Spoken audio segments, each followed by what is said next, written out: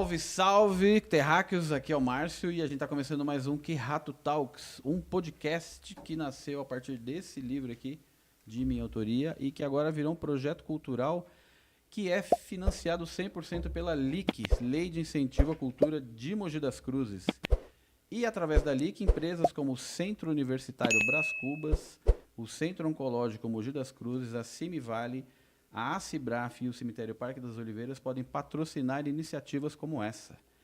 Um alô especial também para os nossos apoiadores, que é o Pátio Shopping Urupema, o Açaí Ó Delícia, a Ponto 4 Turismo e a Ponto 3 Produções Audiovisuais. Bom, hoje a gente tem um convidado aqui especial que, além de escritor e poeta, ele é produtor cultural, inclusive com projetos internacionais. Seja muito bem-vindo, Matheus Borges. Suas saudações ali para a nossa audiência. Maravilha, querido. Olá, todo mundo que está por aí.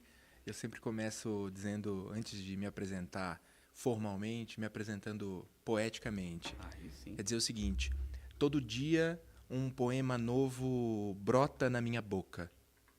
Não o digo muito para não esfarelar o verso. É coisa pouca, sem muita instrução de rima. Se grito, rasga. Remendo, encolhe. Se lavo, seca. Se planto, nutre. É assim, assim é. Ele sobra a mim e eu sobro a ele. Prova de que em poesia nem tudo se desperdiça. Caramba, a gente já começou hoje no alto nível. Não sei nem, tem nem roupa para esse episódio hoje, cara. Ô, Matheus, me fala uma coisa. 1000 coisas que eu li aqui na sua ficha, no seu questionário, e, pô, fiquei amarradão. Como que é esse lance de ter esses projetos culturais a nível internacional? Você produz esses... Como que foi? Me fala isso. Cara, uma curiosidade é que ano que vem, em 2026, eu completo 20 anos de trajetória artística. Comecei no teatro estudantil, no Grêmio, nesse movimento do ensino médio, assim, né? Muito dentro ali Na do... escola mesmo? Na Você escola, começou dentro da essa escola história? e tal. Estudei em Mogi, inclusive, a boa parte do ensino médio. Eu sempre conto isso, graças a uma professora Adriane, que hoje em dia é minha amiga, tenho esse privilégio, por um estímulo dela dentro do nicho escolar, a gente desenvolvia algumas ações, saraus, pequenas esquetes de teatro e tal. E eu comecei a partir daí produzindo coisas, passei por diversos coletivos aí da cena Mogi, Suzano, Alto Tietê, né? Seja de música, de teatro, de literatura, etc. E hoje em dia produzo tanto os meus próprios projetos como poeta e também outros artistas que eu acompanho, seja em turnê, seja em oficina, seja em produção, etc. E às vezes a gente tem alguns projetos internacionais, seja recebendo artistas internacionais que vêm ao Brasil, vêm a Mogi, vêm a São Paulo, trazendo suas obras, seus livros, seus lançamentos, às vezes indo até esses países. Então tive a oportunidade aí ao longo dos últimos 10, 12 anos de conectar quase 20 países nessa soma de intercâmbios aí, né? Caramba, mas e que tipos de projetos que você se envolve? Projetos culturais os mais diversos. Eu procuro me focar um pouco mais em teatro, literatura e algumas ações em audiovisual, em artes visuais, em performance, artes híbridas. Trabalho um pouco menos linguagens como a dança ou como o cinema, por exemplo, embora já tenha produzido em momentos diferentes projetos também nesses E você atua setores. também ou você só faz a parte de produção? Atuo. Agora faz um tempo que eu não estou em cena do ponto de vista teatro, de fato, né? Até porque não dá tempo de me dedicar, ensaiar, etc. Mas como eu comentei, no ano que vem eu completo 20 anos e começa a passar pela minha cabeça a ideia de fazer algum tipo de solo, de monólogo, apresentando talvez melhores momentos, melhores personagens que eu encontrei ao longo do caminho e tal. Eu sou apaixonado pelo teatro, comecei no teatro, defendo o teatro como linguagem, inclusive como ferramenta de transformação social, de discussão, de fomento também à poesia, ao simbolismo, etc. e tal. E sempre que eu posso, eu estou flertando, seja assistindo os amigos ou dando pitacos. Mas vem cá, você falou que começou desde de garoto na escola, e aí quando você se viu fazendo isso, você já falou, porra, é isso aqui que eu vou fazer quando eu crescer? Não, Ou não? não, Você, não, não. Você tinha um plano? Eu não venho um de uma plano A família, não venho de uma família de artistas, mas eu sempre fui muito incentivado no universo familiar a pesquisa, a experimentação, seja ouvindo música. Minha mãe adora ouvir música, por exemplo, sempre ouviu. Então eu sempre tive essa referência de música popular brasileira, de música instrumental, de jazz, de música clássica, como ouvinte. E daí eu comecei a estudar piano. A minha primeira iniciação, meu primeiro contato com música, com artes, foi a partir do piano. Estudei piano durante muito tempo, até o momento em que eu desisti dele, mas ele não desistiu de mim. Pô. Faz parte, eu acho, da vida, né, do adolescente, do artista, de modo geral. Várias coisas, né? E, às vezes, a rebeldia, de dizer, não quero mais isso, vou tentar outra coisa, vou experimentar.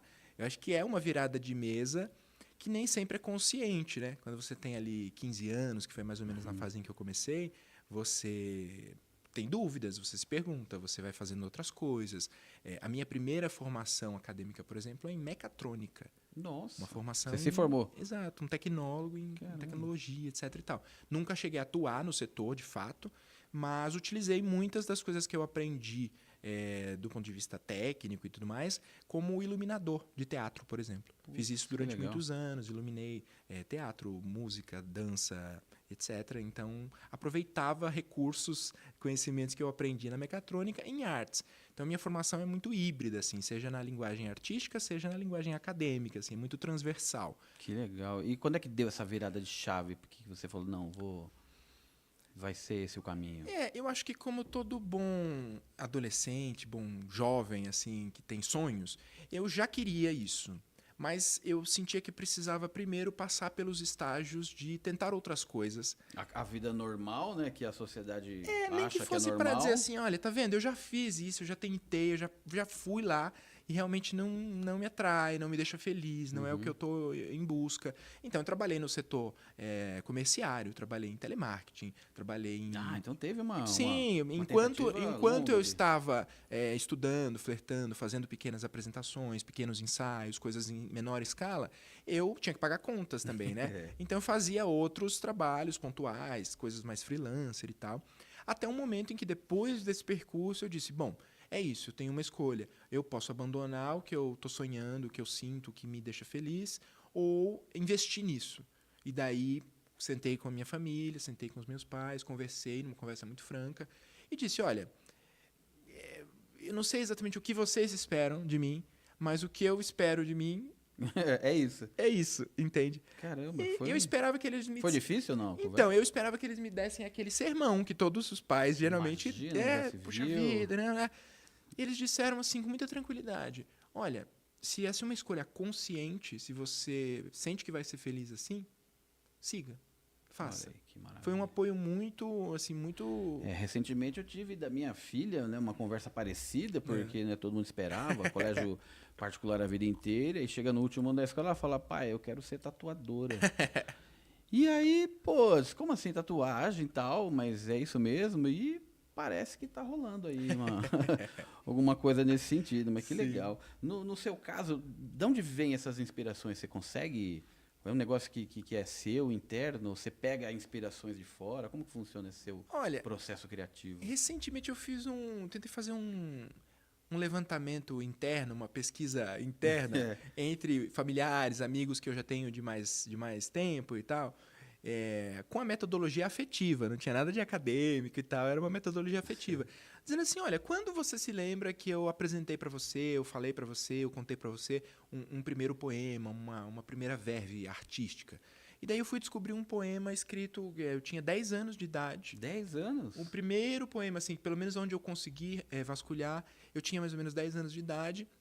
Foi um poema escrito para a escola, né, para um trabalho escolar. Só que em algum momento essa professora devolveu esse texto para minha mãe. E ela guardou ali junto com os caderninhos de receita, com as outras com as fotos e tal. E aí, vasculhando isso, eu acabei encontrando esse material. Depois de anos? Agora, 3 anos atrás, por aí. Assim, uns 3 anos atrás, eu encontrei esse material e disse, olha só, né? Eu não me lembrava disso, obviamente, né? E daí eu fui vasculhar cadernos, coisas de escola. E você viu que já tinha uma série de materiais ali? Tinha. Muita coisa poética. Que claro, do ponto de vista técnico, hoje em dia e tal, muita coisa imatura, muita coisa ali, né, primária e tal, que eu não tenho vontade nem anseio de publicar. São de afetivas, são coisas, né, quase como um diário. Mas elas são pequenos... Importantes, é um né? mapa, é um mapa afetivo, né? O Belchior fala isso, né? Um pequeno mapa do tempo. É um mapa do tempo que conta pra mim um pouco de onde começou isso, mesmo sem eu ter consciência de que isso tinha começado. Entendi. Então, quando a decisão veio, quando eu decidi realmente enveredar pela poesia, pelas artes, pela dramaturgia, etc., eu acho que foi, em partes, consciente, porque era uma decisão, partes inconscientes, porque também eu já estava cultivando aquilo há algum tempo. Que Né? legal. E a poesia é um negócio que te pega, né? Muito mais do que Do que outras, outras vertentes aí? vertentes literárias. Primeiro, por ser poeta e me entender poeta, já tentei escrever romance, já Tá. tentei escrever conto. Algumas coisas são interessantes, eu olho e falo, bom, aqui dá para ampliar um pouco, mas poesia e dramaturgia foram coisas que eu mais escrevi, Ah, que mas eu você mais escreve me peças sinto... também? Hoje em dia faz um tempo que eu não paro para escrever uma peça. Tá. De vez em quando uma amiga, alguém que quer interpretar e tal, eu falo, Matheus, me indica alguma coisa sua, ou escreve algum texto que você possa escrever agora para interpretar. Mas por enquanto eu não tenho me arriscado. Eu sinto que a dramaturgia é uma coisa ela é muito potente, assim. Você precisa ter um mergulho muito técnico, mas muito visceral para contar uma história, colocar na boca de personagens e tal. Então, e fazer toda aquela complexidade entre, né, vários personagens. Deve Sim. ser um negócio bem complexo Sim. escrever uma peça, né? Sim. Uma novela, Na poesia eu fico mais livre, fico mais solto. Às vezes eu digo, às vezes eu não digo. A poesia tem essa entrelinha, né? Eu já achei que você estava recitando uma poesia. Então, poderia Você ser, entendeu? né? A poesia permite o silêncio. Entendi. Ela permite aquele tempo, aquela pausa em que você reflete sobre a página anterior e não sabe se está com coragem suficiente para avançar para a próxima página, entende? Entendi. Mas ela vem do nada? Você está na rua, vem vindo e você anota? Como é que é esse processo? Às vezes. Tem gente que dorme com o caderninho lá, né? Sim. E, porra, acordei com uma ideia e Sim, vou. sim. Eu passei um tempo dormindo com um caderninho assim, mas por orientação da minha terapeuta. Oh, Era mais do ponto de vista da análise e tal do que da poesia. Eu já tentei para poesia e não funciona tanto.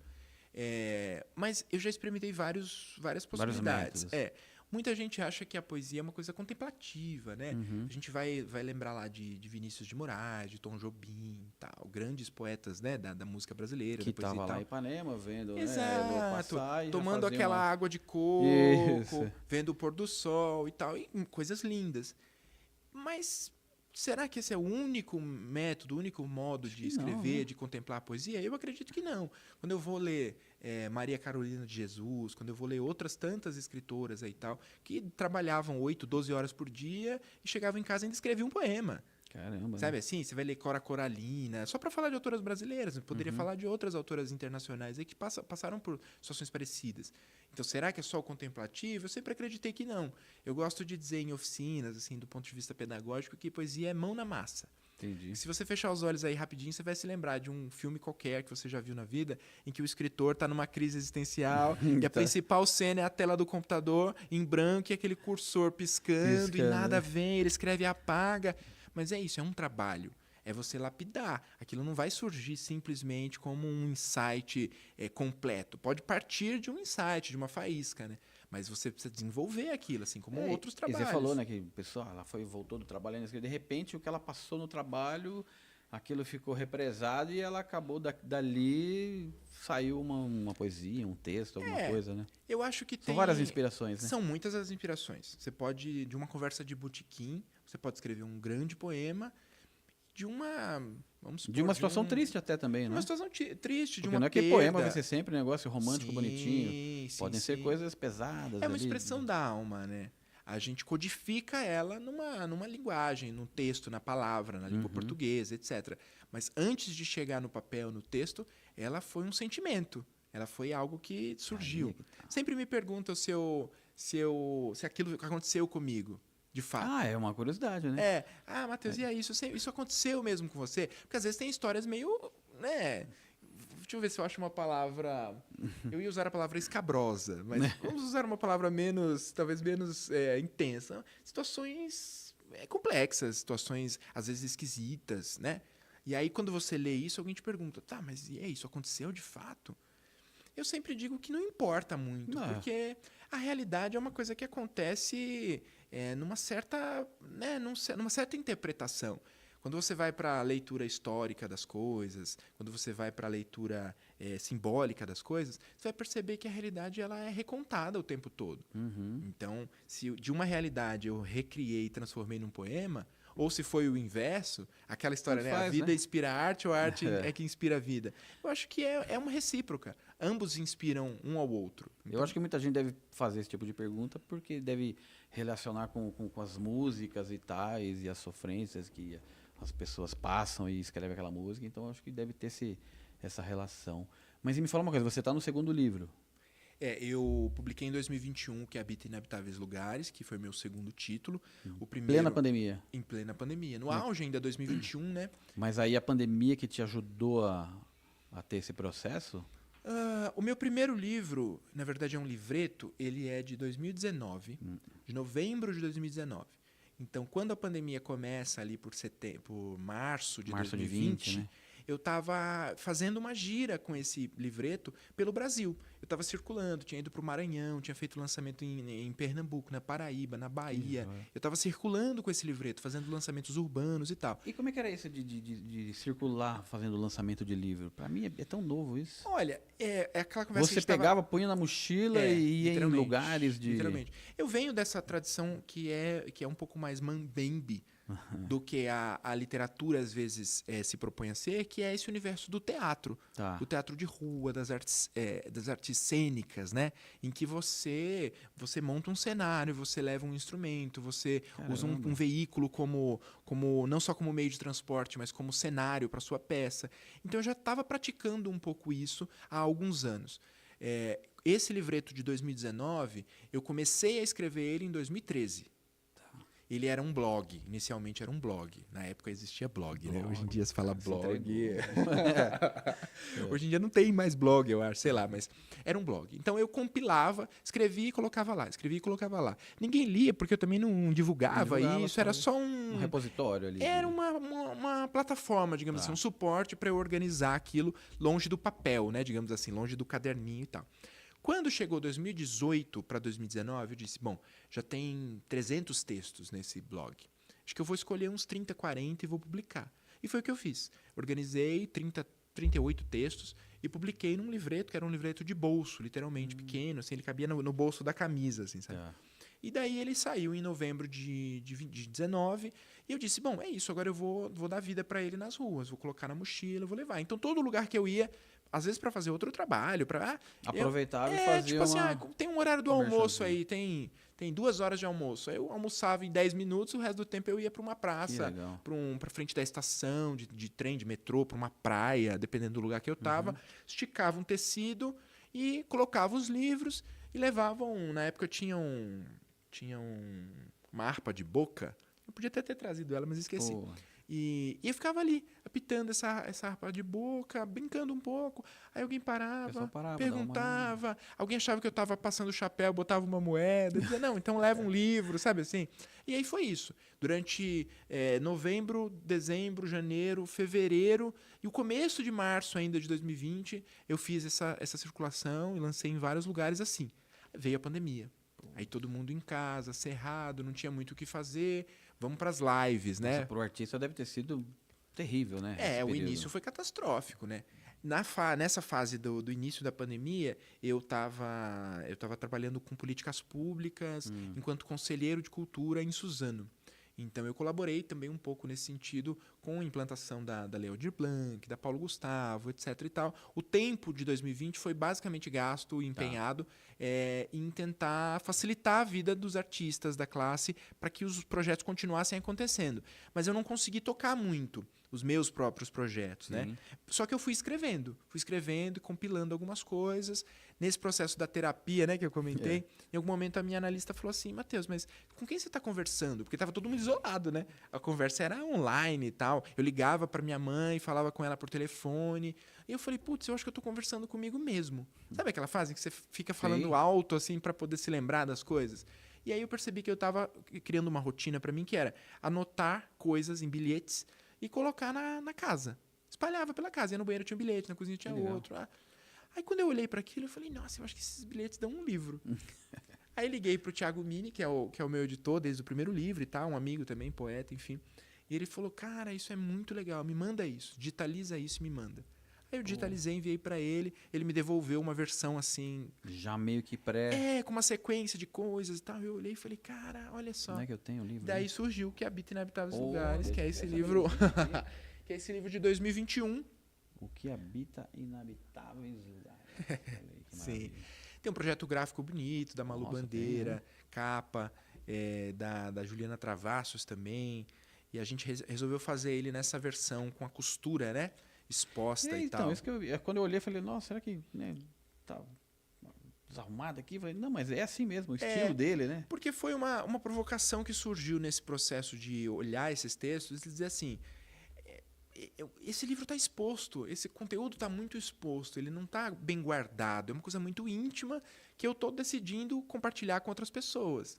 E aí a gente decidiu fazer ele com essa costura Não, ficou lindo pra alinhavada, né? É. Outro dia eu fui fazer uma palestra numa escola e tal, e distribuí, né? Sorteei alguns livros pra molecada. E daí um menino veio pra mim e perguntou assim: se eu descosturar os livros, as páginas vão soltar? Eu falei, vão. Bom, lógico, né? Vai, exatamente. Caramba. E como é que como que você vê as crianças recebendo esse lance de poesia? Tem uma aderência? Tem uma aderência. Seja da poesia deliberadamente infantil, né? Focada no público infantil e tal, seja numa poesia adulta que eventualmente pode ser lida por crianças, né? Se você pegar aí autores como Manuel de Barros, por exemplo, um autor matogrossense brasileiro e tal, ele começou a escrever poesias, ou a publicar pelo menos essas poesias, com mais de 50 e tantos anos. Então esses livros vieram tardiamente. Sim. Mas ele passou uma vida inteira observando diversas coisas e ele conta isso de uma maneira assim, uma simplicidade, que são imagens muito infantis se você olhar. Só que com uma profundidade, uma densidade, uma compreensão, um estudo daquilo que ele estava observando e tal. Se uma criança lê, ela faz uma interpretação. Porque para isso tem que ser tudo mais lúdico, né? Assim, para o negócio entrar de uma maneira A gente leve. vive, por exemplo, movimentos oriundos, né, desse movimento de saraus, por exemplo, que se iniciou, pelo menos aqui em São Paulo e tal, nos anos 90, muito ali concomitantes a essa ideia do hip hop, do rap nacional, etc e tal, e que foram dando outros frutos, né, foram gerando outros nomes, como Ferrez, enfim, outros nomes tanto, escritor Sacolinha, esse pessoal todo de sarau, mas que foi dando abertura para hoje o que a gente conhece como o slam, por exemplo, que é uma poesia muito mais objetiva, muito mais direta, muito mais afirmativa. E às vezes pode ter uma compreensão difícil para uma criança, inicialmente. Só que se essa criança tem um contexto, então, se ela está interagindo, se ela vivencia esse universo, vai entrar, né? Vai, porque é um código. Se você aprendeu a decodificar aquele código, a compreender aquele código de alguma maneira, você tem várias interpretações, uma interpretação mais linear, mais superficial, e outras tantas, incluindo interpretações simbólicas, profundas, afetivas. Eu sempre gosto muito de voltar a poemas que eu já conheço, mas que faz tempo que eu não leio, que eu não ouço. Porque o poema sempre me comunica de uma maneira diferente. Porque, né, naquele momento que você Exato. Você leu, te chamou de um jeito. Exato. Hoje pode ser diferente. Exato. Né? Ele se recria no tempo, né, de alguma forma. Que legal. Claro que isso acontece com outras literaturas também. Você lê Machado de Assis, você lê Corpo Santo, você lê Florbela Espanca, você lê todos esses nomes que pulsam, assim, quando a gente está na escola é mais presente, né? Vamos ler Camões, vamos ler os parnasianos, vamos ler os simbolistas. Às vezes a gente não quer muito ler, mas existem escolas ali que estão se organizando. Sim. Você vai falar dos modernistas. Então, existem escolas. Longe de mim dizer que a poesia que eu estou produzindo hoje vai gerar uma escola. Mas o que eu percebo é que existem muitas outras... Mas ela vai fazer uma manutenção para que as pessoas permaneçam na... E a construção é coletiva. Você vai ver outros nomes da poesia contemporânea que estão produzindo coisas esteticamente... similares, não vou dizer parecidas, porque às vezes elas são diferentes, mas elas têm alguma similaridade, elas estão bebendo numa fonte, elas estão construindo uma narrativa. Então isso, enquanto poeta, me interessa muito. Enquanto pesquisador, né, nesse universo das ciências sociais, da antropologia, da ciência política, etc. e tal, me interessa ainda mais, porque a gente está gerando cultura, de alguma forma. Né? Essa cultura mais objetiva, que é o sarau, a peça, o disco, o livro, mas também um caldo de cultura, né? Esse se organizar enquanto sociedade, enquanto cidade, enquanto estado. Então me interessa muito que os poemas circulem a cidade. Eu sempre busco fazer lançamentos urbanos, por exemplo. Porque é uma característica que me interessa muito. Lançar. Alguém um dia me perguntou assim: Matheus, mas você vai lançar um livro na frente da estação de trem? Ninguém vai parar para te ouvir. Tudo bem, passam 4 milhões de pessoas em frente à estação de trem da Sé, do metrô da Sé.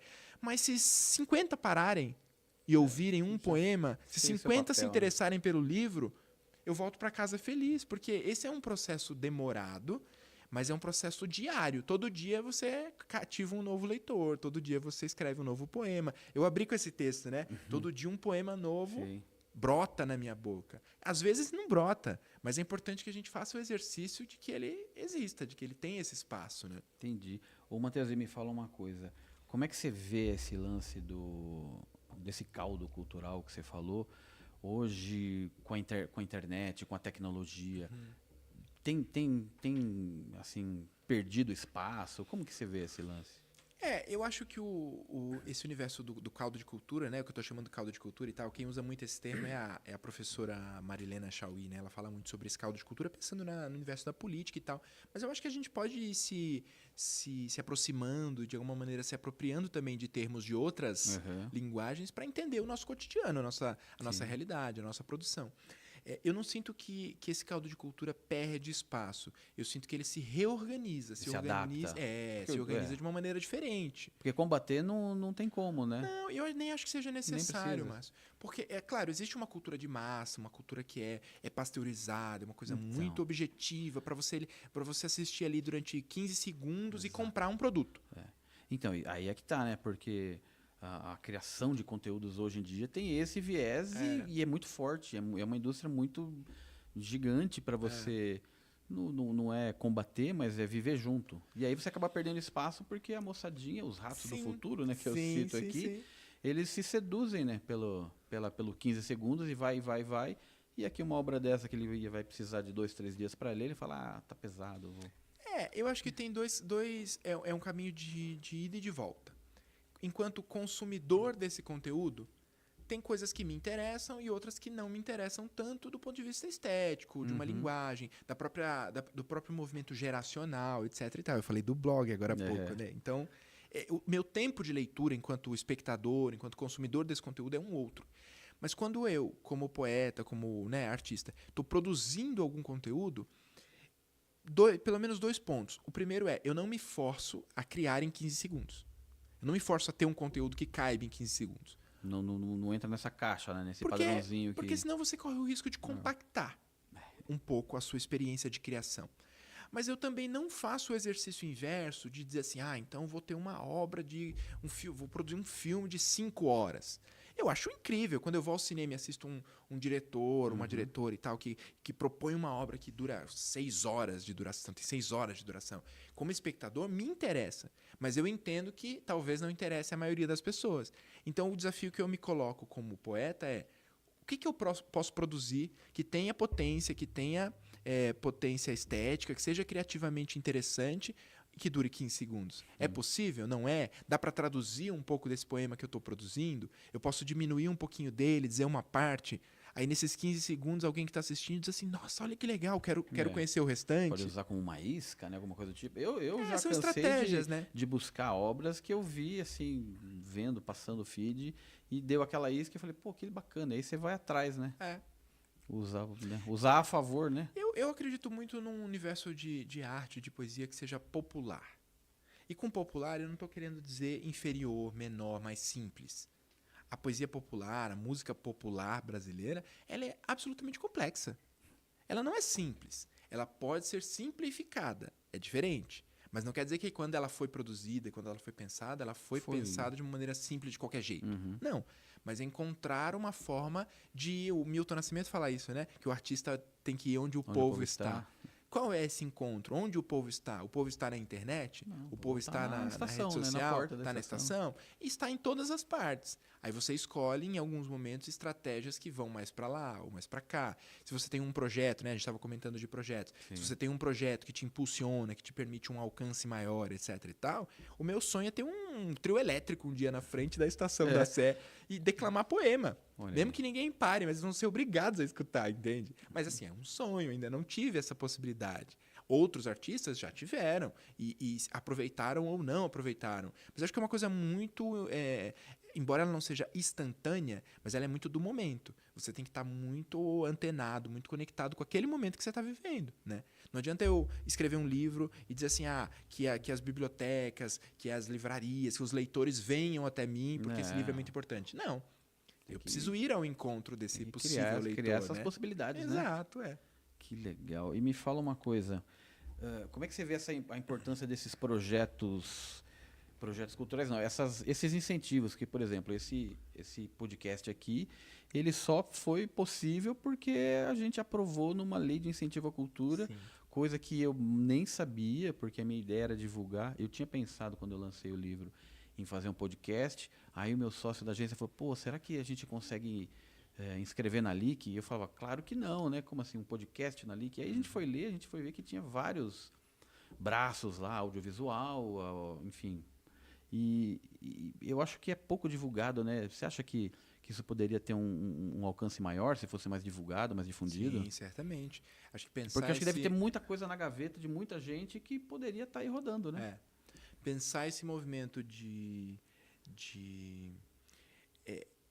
tornar público o que é íntimo, né? A gente comentou sobre a poesia ser um ambiente íntimo e tal. Mas quando ela se torna, quando eu decido que ela vai virar um livro, quando eu mando para o editor, etc., a gente precisa de uma coisa mais do que das outras, que é dinheiro.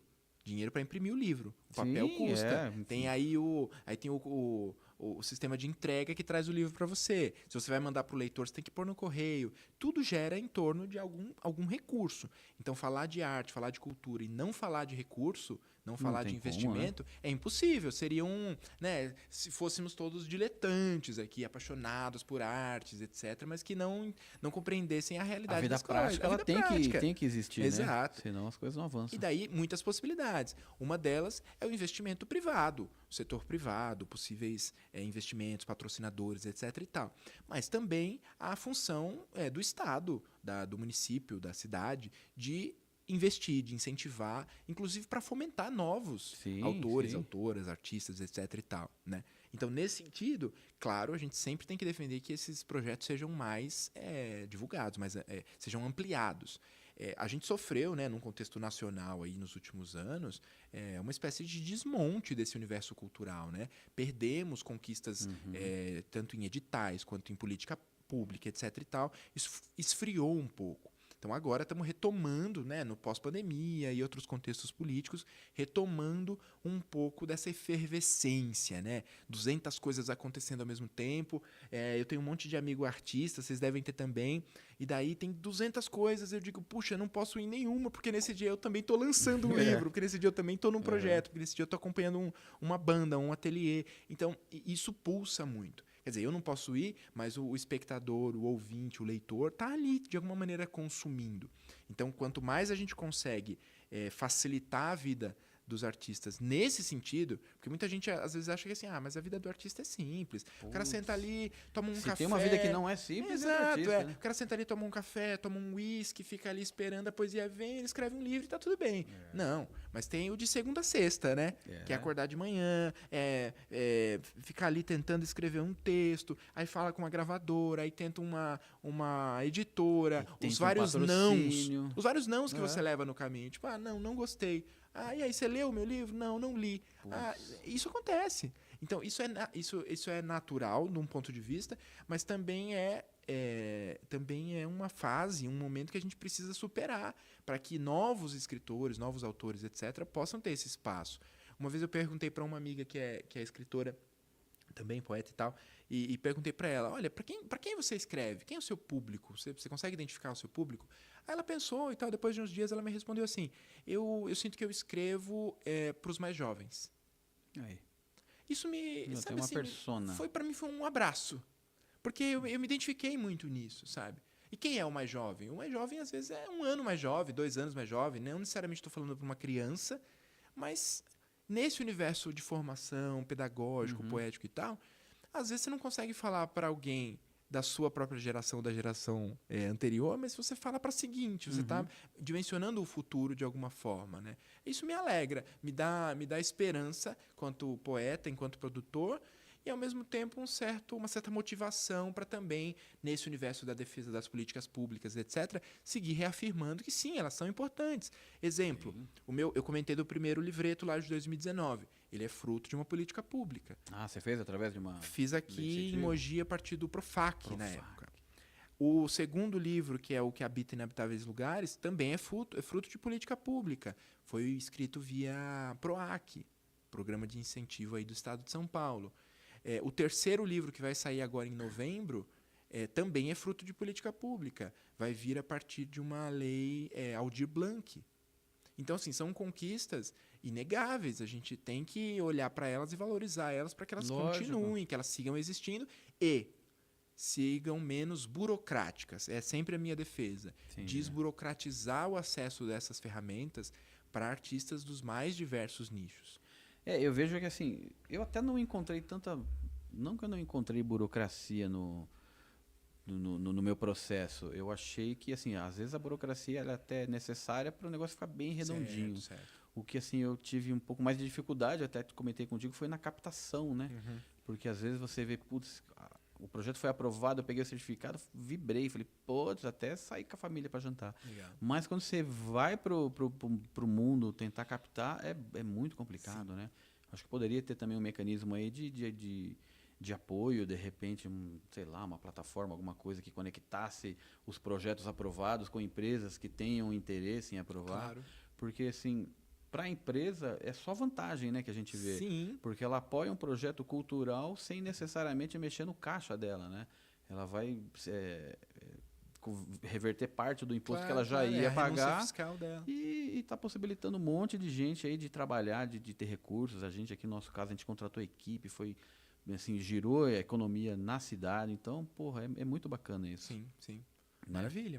Né, não? Eu acho que são conquistas que a gente não pode regredir. Exatamente. São ferramentas que já estão dadas, a gente pode evoluir elas, desburocratizar, melhorar alguns textos, alguns editais, algumas ferramentas legislativas, coisas mais burocráticas que podem facilitar e também manter uma certa transparência, um certo, né, prestar contas disso. Sim. Porque é natural, a gente está trabalhando com lógico. recursos e esses Público, recursos né? precisam estar Ainda muito... mais ultimamente, né? Tudo é muito melhor ficar tudo às claras. Exato. Até pra gente não cair, né, dentro desse universo cultural, não cair naquele estigma de que o dinheiro foi desviado, foi mal Então, utilizado, isso foi mal tão... aplicado. Não, tá aqui, ó. Onde ele foi aplicado? Foi aplicado num livro. Esse livro incentiva, impulsiona muitas outras histórias, gera uma cadeia produtiva de pessoas que trabalham, que são criativas, que estão atuantes. Então, assim, são defesas que a gente poderia passar horas aqui só defendendo pontos positivos. Ah, Matheus, mas não tem pontos negativos? Eventualmente, alguns. Tudo tem, né? Tudo. Mas... Até porque se não tiver, a gente fica num ambiente muito confortável. É importante. O ambiente social, o ambiente da política pública é um ambiente de discussão, de debate, de ampliação das perspectivas. Então não dá pra gente se acomodar numa coisa que já está dada, mas também não podemos abrir mão dela, né? Principalmente se falando de política pública para a cultura, para a educação, para ambientes que já são naturalmente estigmatizados, né? É verdade. Ô, Matheus, a gente já tá batendo um papo há um tempão aqui e eu tô só te analisando, tentando descobrir que rato é você e até agora eu não descobri. Você descobriu que rato é você? Cara, eu acho que em fases diferentes da vida somos ratos diferentes, né? Isso é... Porque o nosso objetivo de... Mas você não acha que você nasceu com uma raiz e depois você foi mudando ou não? Você sempre teve essa mutação? Eu acho que eu sempre tive essa mutação, cara. Pô, será que você é um rato do futuro, eu sou sagitariano, né? Vai. Então, tudo é muito efervescente, muito assim, intenso, pra mim, sabe? muito... Eu decido numa coisa e 5 minutos depois eu já tô fazendo aquela coisa. Que legal. Mas às vezes isso não acompanha o fluxo de outras pessoas que estão no entorno, ou mesmo o fluxo de processos que já estão mais instaurados, seja de aprendizagem, seja de aplicação de algum tipo de conteúdo, ou de técnica. Eu fui descobrir ao longo da vida que isso me gerava também muita ansiedade. Né? A gente estava falando de telas, de outras coisas que também geram muita ansiedade. Então hoje eu faço um exercício muito severo, assim, pelo menos comigo, que é: Eu uso telas para o trabalho o dia todo, todos os dias. Putz, Mas quando eu não estou trabalhando, quando eu termino aquele expediente ou aquela função, sai o fora. celular...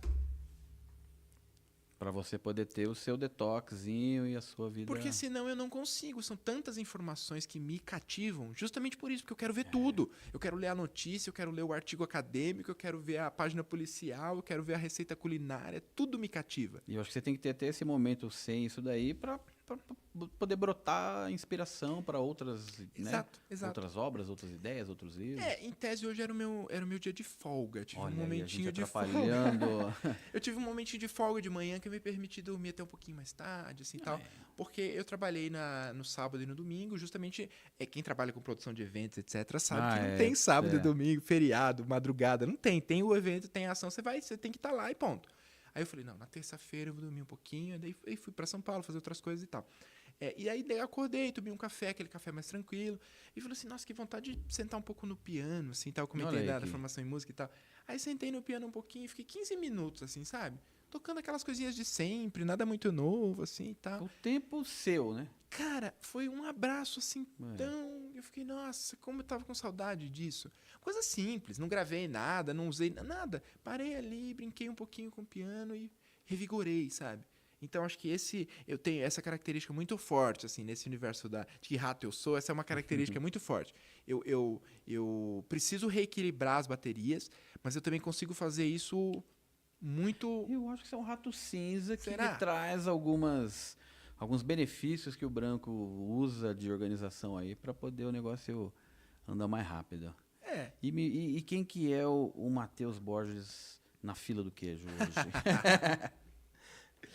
Cara, eu acho que são tantas filas do queijo que às vezes o queijo é um... Eu entendo, pelo menos assim, né, como uma metáfora para aquilo que a gente deseja, para aquilo que nos aspirações, faz. Né? Aquilo que nos faz. Eu falei, né, o começo da conversa foi, você me perguntou, mas teve uma virada de mês, um momento que você decidiu por isso? No fundo, eu acho que eu decido por isso todos os dias, mas. Porque no dia que eu deixar de decidir, todo dia é uma escolha. Eu vou fazer outra coisa. E isso é muito pessoal, né? Isso é muito pessoal, porque tem gente que tem outros fluxos, funciona, as pessoas conseguem ser felizes assim, então longe de me falar sobre o outro, né? É uma reflexão para mim sobre mim. Todos os dias eu escolho seguir fazendo isso, porque um dia que eu escolher outra coisa, eu vou fazer outra coisa. É que realmente eu acho difícil que chegue esse dia. De querer mudar. Falar, não, agora você porque também depois que você vai envelhecendo um pouco mais, você vai ganhando experiências na vida, você vai percebendo que às vezes não é aquilo que você faz da porta para fora, mas é aquilo que você é da porta para dentro, sabe? Naquele dia que você tá em casa ali tranquilo, que não tem mais ninguém, tá todo mundo dormindo, e você tá tomando um café, é bom esse momento, hein? E vem aquela reflexão assim de você com você mesmo, e você diz assim, nossa, olha só, isso eu sonhei 4 anos atrás, 10 anos atrás. E agora eu tô colhendo, agora eu tô vendo acontecer, agora eu tô... Sabe? E eu acho que isso é uma aprendizagem. Então, quando eu penso assim nessa fila do queijo, eu sempre penso que, para mim, não há um objetivo único que eu queira perseguir a vida inteira. Entendi. Você não tem um queijo, você tem momentos que você quer isso, quer aquilo, enfim.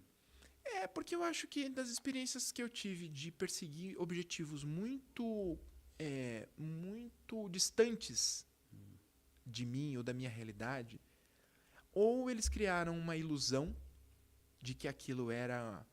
que eu precisava mudar de vida para atingir aquilo, para atender aquilo, para buscar aquilo, para chegar mais perto daquilo, ou eles geravam uma espécie de frustração / ansiedade por não chegar àquilo no tempo que eu esperava. Entendi. Né? E você tem algum, assim, nas suas obras, por exemplo, nos seus livros, você tem alguma aspiração que isso chegue em algum lugar? Ou, não, eu faço porque eu fiz esse momento, ele saiu e vai ficar para a vida inteira? Ou você, não, eu quero ganhar um jabuti, eu quero... Sim, como que é isso para você?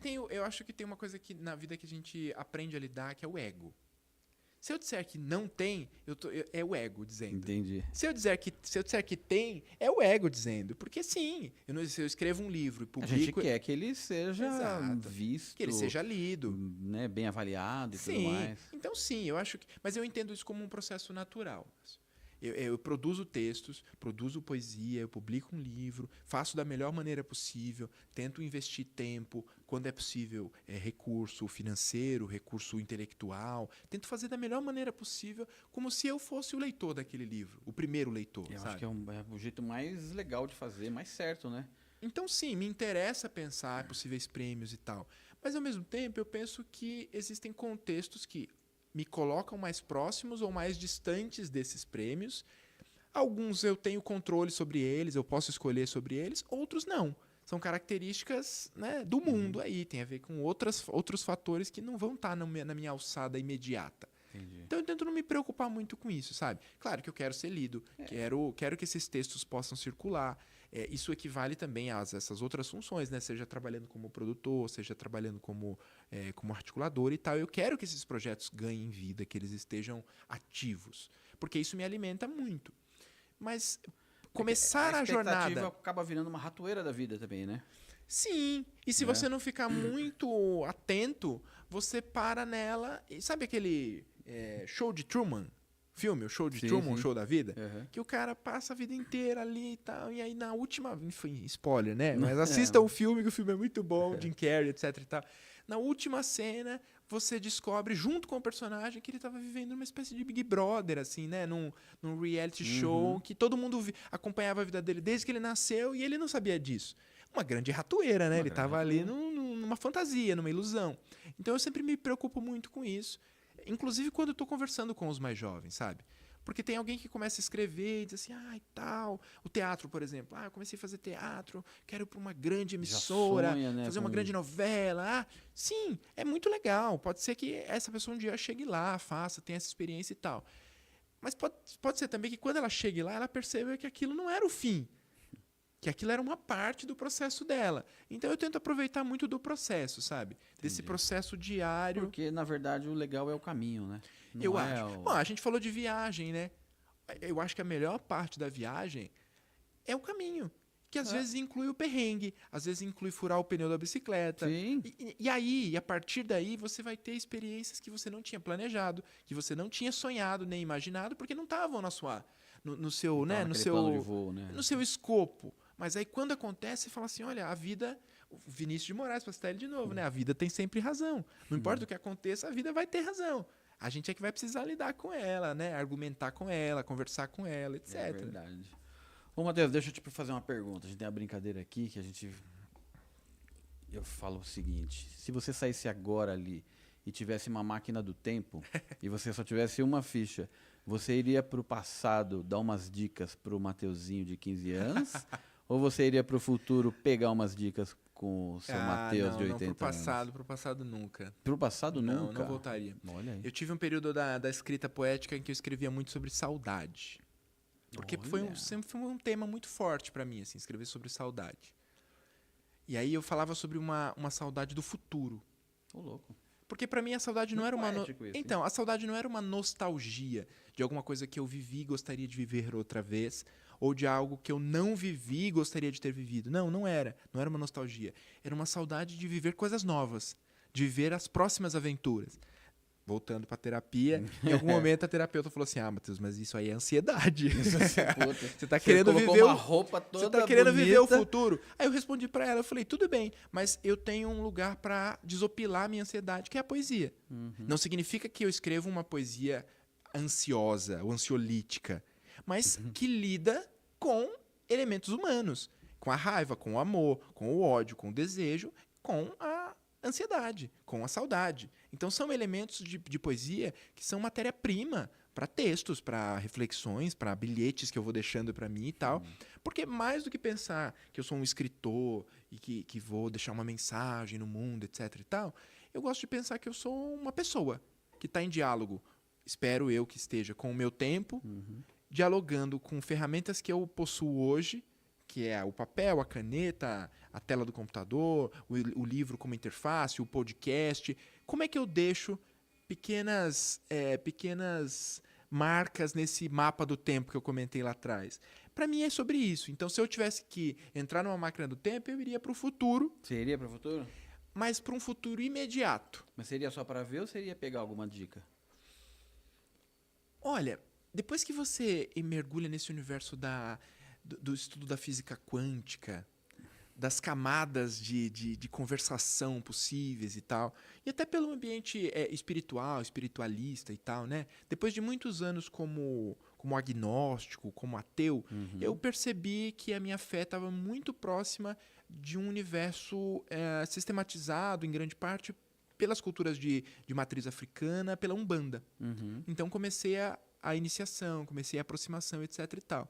E se eu olhar por essa perspectiva, ou pela perspectiva da física quântica, existem entrecruzamentos de tempo e de espaço que naturalmente já nos conectam com o passado ou com o futuro. Com o futuro, né? A questão é quanto nós percebemos isso Aí é que tá, né? no dia a dia, nos atravessamentos, etc. Sabe, você tá andando na rua e daí você tem um insight. Você vai sempre por aquela rua. Naquele dia você decide entrar numa outra rua. E chega em casa, a vida segue. Eventualmente, você não consegue descrever se aquela decisão que você tomou foi uma decisão puramente logística, geográfica, para Ou chegar se mais tempo foi em casa, ou se foi realmente uma intuição. Uma intuição, um aviso, uma dica. Entende? E se você vai para várias culturas do mundo, né, para as culturas tradicionais, indígenas, povos tradicionais, ou culturas tibetanas, se você viaja o mundo por esses aspectos culturais, você vai perceber que essa palavra intuição, mesmo mudando às vezes de cara, de roupa, ela está muito presente. E elas fazem parte das decisões comunitárias, das decisões sociais, das decisões políticas. Por que não fazer parte das decisões poéticas? Então, um pouco para mim por aí. Assim, eu iria para um futuro imediato. Não iria para daqui 100 anos. Eu iria para semana que vem. Só para ter essa experiência, sabe? De não me perceber muito diferente de quem eu já me percebo hoje, mas ao mesmo tempo podendo dizer assim, olha, sabe? Porque eu acho que está muito nos detalhes. Eu não faria uma grande diferença, uma grande escolha diferente. Porque isso gera um monte de arrependimentos, né? Sim. Se você dizer, vou voltar no tempo, mudar toda a minha história. Não, eu não mudaria. Não mudaria. Porque você já chegou até aqui, né? Mesmo então com os arrependimentos. Você aprendeu com eles, né? Se tornar maduro, inclusive poeticamente, faz parte de lidar com arrependimentos, com as frustrações, com as dores, né? As dores e as delícias de ser quem não ia você ter metade desse livro se não tivesse Não ia. passado por tudo que você passou. Inclusive porque esse livro é um livro de trânsito, é um livro de deslocamento. Metade dele foi escrito aqui, né, em São Paulo, na pandemia e tal, não sei o quê, mas no meio do caminho eu fui para Pernambuco para começar um estudo lá em Ciências Sociais, na Federal e tal, e eu meio que levei as anotações do livro junto. Então, metade do livro foi escrita aqui, Metade em foi isolamento em São Paulo, e a outra metade num certo isolamento em Pernambuco. E o livro fala um pouco sobre isso, sobre trânsitos, sobre querer ir e às vezes não poder. Aí me perguntam, né? Então é um livro sobre pandemia? Depende da perspectiva. Então, né? eu diria que é um livro escrito durante a pandemia. Mas eu não cito a palavra pandemia nenhuma vez no livro, por exemplo. Embora eu fale sobre isolamento, sobre o corpo distante de outros corpos, sobre as conversas mais difíceis, sobre perdas. Você estava passando naquele momento. Mas a né? palavra Não necessariamente- pandemia em si não está escrita ali, Entendi. entende? Eu não senti necessidade, poeticamente, de grifar a palavra. Nem ia cair bem. Eu penso assim, talvez fosse um registro do tempo para um leitor daqui a 50 É anos verdade, né? dizer assim, nossa, esse livro foi escrito durante a pandemia e fala sobre a pandemia. Eu posso dizer que ele foi escrito durante a pandemia porque está lá, né? No ISBN dele está registrado que ele foi publicado em 2021 e tal. Mas não necessariamente é um livro sobre a pandemia ou de pandemia, né? Entendi. Então, Matheus, é o seguinte, todo mundo que vem aqui deixa um presente para nós. presente. Você já tá deixando essa belezinha aqui, mas você vai ter que deixar uma música para nossa playlist. Tá. Que música que você deixa pra gente? Olha, entre muitas... Que eu não vou conseguir colocar agora, porque Tá. o meu celular tá fora, mas... Entre muitas opções, porque eu sou um apreciador de músicas do mundo, assim. E quanto mais músicas estrangeiras, de outros países, etc., eu ouço, mais eu amo a música brasileira. De verdade, assim, eu sou um apaixonado por samba, por música popular brasileira. Eu comentei no início, né? Uhum. Minha mãe sempre ouvindo muito em casa e tal. Então eu ouvia Djavan, Roberto Carlos, toda essa nata do que é a música brasileira. Eu sempre ouvia muito e fui conhecer aos poucos depois o que era e tal. Mas aí existem outros autores, né, e cantores e tal, compositores, de uma geração mais recente, ali dos anos 90, 2000 e tal, que também me interessam muito, né? Cresci assistindo a MTV, acho que muita gente aí vai se identificar, MTV Brasil e tal. Só que a maior parte do que era a MTV naquele momento ainda era gringo. Sim, ainda muita vinha de influência, fora, muita influência e tal, né? Então eu vi aqui Nação Zumbi, um monte de outras coisas, mas que também estavam sendo influenciadas por essa gringa, né?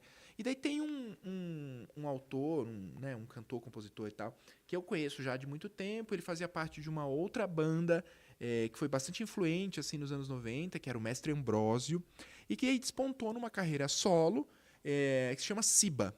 Siba Veloso. É um cantor recifense, pernambucano. Puxa aí, hein, produção. Já está em São Paulo há um bom tempo. Ele tem vários discos lançados. E entre eles, essa música que eu gostaria de indicar. Que é? Que se chama Toda Vez Que Eu Dou Um Passo, O Mundo Sai do Lugar. Toda vez que eu dou um passo, o mundo sai do lugar. Do Siba. É o título da canção. Maravilha. E no título da canção ele diz exatamente isso, né? O ritmo da música é uma ciranda, né? Nesse universo da música realmente popular, assim e tal. Ele traz o ritmo da ciranda, dizendo exatamente isso que o título propõe. Que toda vez que eu dou um passo, o mundo também se desloca. Toda vez que eu caminho um pouco, o mundo também caminha. E que essa mudança é muito constante. Internamente, para mim, para ele, no caso, mas também para o mundo, né? Tudo está em transformação o tempo todo. Então a música é sobre isso, eu me identifico muito com ela, justamente por todos esses fatores que eu comentei antes. Maravilha. Bom, produção já vai colocar na nossa playlist. E, Matheus, me fala uma coisa, projetos aí vindo, você já deu um spoiler que tá vindo um livro em novembro. Isso. Tem mais algumas coisas aí que você queira... Legal. O livro novo, né? O terceiro livro vem em novembro, no De finalzinho poesia. de novembro. É poesia. Na verdade, é uma plaquete. Ele é um pouco mais compacto do que o que é uma habita. plaquete? Uma plaquete é um livro um pouco mais compacto, mais conciso. Ele não tem tantas páginas. Entendi. É um compilado menor de textos. A gente podia dizer que é o livro de uma sentata. Você senta ali em alguns minutos, uma leitura dinâmica, você consegue ler ele. Então, tá vindo com essa curiosidade, assim, de um collab com a Antípoda Editorial, que é esse selo editorial que eu tenho junto com o Thiago Mini, que é o editor, e a Fundamental Ediciones, que é um selo editorial lá de Buenos Aires, nessa parceria Brasil-Argentina. Que bacana. E para achar o Matheus Borges nas redes sociais? Fácil. No Instagram, @aosprimatas. Aosprimatas. Legal. A gente vai deixar na descrição do episódio. E eu queria saber se você curtiu. Sim, demais. Essa tela era para vir quando eu te perguntasse a música. O Nietzsche. Que tem uma frase do Nietzsche que eu vi que você curte. Foi que vocês me perguntaram se eu tinha uma frase assim e tal. Acho que tem muitas, né? Ao longo da vida a gente vai aprendendo várias que não nos resumem, mas nos identificam. E essa frase do Nietzsche é uma que me acompanha durante muito tempo. Eu sou um leitor muito assíduo de Nietzsche, sempre volto a ele, apesar de identificar várias contradições epistemológicas, etc., que a gente pode discutir, mas me parece um grande autor ainda, um grande filósofo. E ele diz essa frase, né? Moro em minha própria casa, nunca imitei de ninguém. Rio de todos os mestres que nunca riram de si. Isso, para mim, ainda faz muito sentido, sabe? Cara, muito bom. Espero que você tenha curtido vir aqui. Maravilhoso, bater esse papo. E, pessoal, quero agradecer de novo aos nossos patrocinadores, que é o Centro Universitário Brás Cubas, o Centro Oncológico Mogi das Cruzes, a Cimivale, a Acibraf e o Cemitério Parque das Oliveiras. Um abraço também para os nossos apoiadores, que é o Pátio Shopping Urupema, o Açaí Ó Delícia, Ponto 4 Turismo e a Ponto 3 Produções Audiovisuais. Pessoal, foi o Matheus. Fui!